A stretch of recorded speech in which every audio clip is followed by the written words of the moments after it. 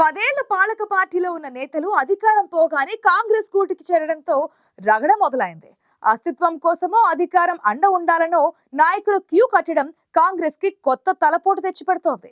సమ ఉజ్జులైన ఇద్దరు నేతల రాక ఆ నియోజకవర్గ అధికార పార్టీలో కాక పుట్టిస్తోంది.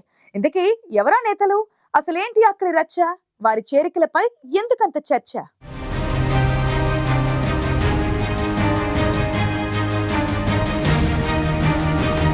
ఎన్నికల ముందు బీఆర్ఎస్ నేతలు అధికారం పోగానే కండువాలు మార్చేశారు. సిర్పూర్ మాజీ ఎమ్మెల్యే కోనేరు కోనప్ప, ఉమ్మడి ఆదిలాబాద్ జిల్లా ఎమ్మెల్సీ దండే విఠల్ ఇద్దరూ కాంగ్రెస్ లో చేరిపోయారు. బీఆర్ఎస్ హయాంలో ఉమ్మడి ఆదిలాబాద్ జిల్లాలో ఓ వెలుగు వెలిగిన నేతలు వీరు. కోనప్ప 3 సార్లు సిర్పూర్ ఎమ్మెల్యేగా గెలిచారు. 2023 అసెంబ్లీ ఎన్నికల్లో బీఆర్ఎస్ నుంచి పోటీ చేసి ఓడిపోయారు.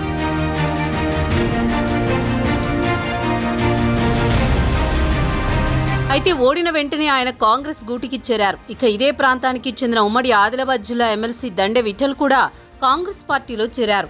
ఇద్దరు నేతలు ఒకే గూటికి చేరడంతో రాజకీయంగా ఆసక్తికరంగా మారింది. మరి ముఖ్యంగా నియోజకవర్గంలో ఇద్దరు నేతలు ఎమ్మెల్యే స్థాయి వారే కావడం, అన్ని రకాలుగా సమఉజ్జీలు కావడంతో వచ్చే ఎన్నికల్లో వీరిద్దరి మధ్య టికెట్ కోసం పోటీ ఉంటుందని అప్పుడే కాంగ్రెస్ చర్చ మొదలైంది.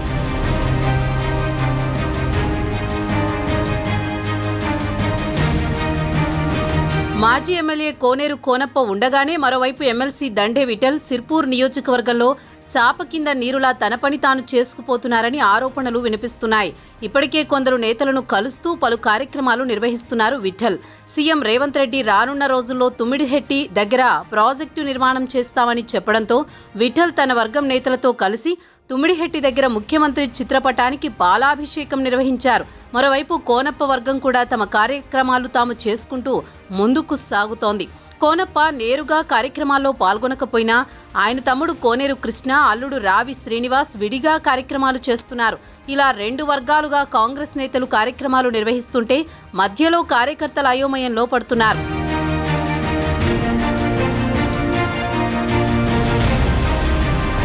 వాస్తవానికి బీఆర్ఎస్ పార్టీలో తనను ఓడగొట్టేందుకు ప్రయత్నాలు జరిగాయని పార్టీ మారే సమయంలో కోనేరు కోనప్ప ఆరోపణలు చేశారు. ఎమ్మెల్సీ దండే విఠల్ని ఉద్దేశించి ఆయన మాట్లాడారని అంతా భావించారు. ఇప్పుడు ఈ ఇద్దరు నేతలు ఒకే పార్టీలో చేరడం రాజకీయంగా ఉత్కంఠ రేపుతోంది. మరోవైపు దండే విఠల్ సామాజిక వర్గం ఓట్లు సిర్పూరు నియోజకవర్గంలో అధికంగా ఉంటాయి. అందుకే కాంగ్రెస్ పార్టీ ఆయన్ని దగ్గరికి తీస్తోందనే వాదనలు వినిపిస్తున్నాయి. మరి ఇప్పుడున్న పరిస్థితుల్లో కోనేరు పరిస్థితి ఏంటనేది ప్రశ్నార్థకంగా మారనుంది. ఇప్పటికైతే ఒక వరలో 2 కత్తులు ఇమిడాయి. మరి భవిష్యత్తులో పరిస్థితి ఏంటనేది తేలాల్సి ఉంది.